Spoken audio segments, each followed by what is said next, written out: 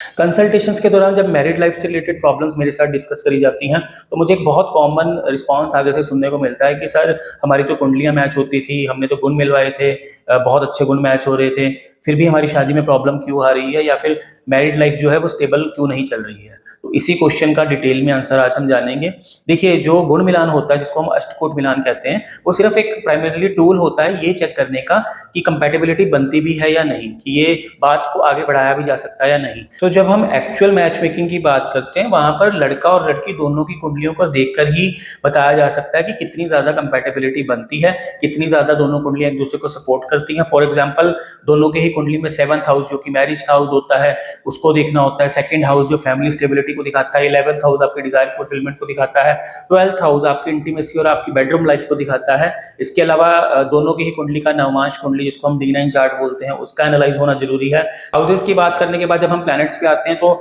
शादी के लिए जो मेन सिग्निफिकेटर प्लैनेट है दैट इज वीनस यानी कि शुक्र, उनकी हेल्थ दोनों की कुंडली में चेक करनी होती है। इसके अलावा लड़कियों के लिए हमें जुपिटर को भी देखना पड़ता है, किसी किसी केस में मार्स को भी देखते हैं अगर मंगलिक का योग बन रहा है तो। इसी प्रकार से बहुत सारे फैक्टर्स को कलेक्टिवली देखने के बाद ही किसी कुंडली में ये चीज डिसाइड होती है कि ये शादी के लिए प्रोसीड कर सकते हैं या नहीं कर सकते हैं। तो सिर्फ अष्टकोट गुण मैचिंग के सर पर आगे जाकर शादी कर लेना और बोलना कि हमारी कुंडली बहुत अच्छी मिल रही है, तो ये थोड़ा बचपना सा लगता है, क्योंकि मेरे पास ऐसी बहुत सारी एग्जांपल्स हैं कि जहां पर कुंडलियां कंपैटिबल हैं और गुण चाहे 10 भी मिल रहे हैं तो भी शादियां बहुत अच्छी चल रही हैं। लेकिन कुछ कुंडलियां ऐसी हैं जहां पर 30 गुण तक मिलते थे लेकिन कुंडलियां कंपैटिबल नहीं थी, तो पीपल आर फेसिंग ट्रबल्स।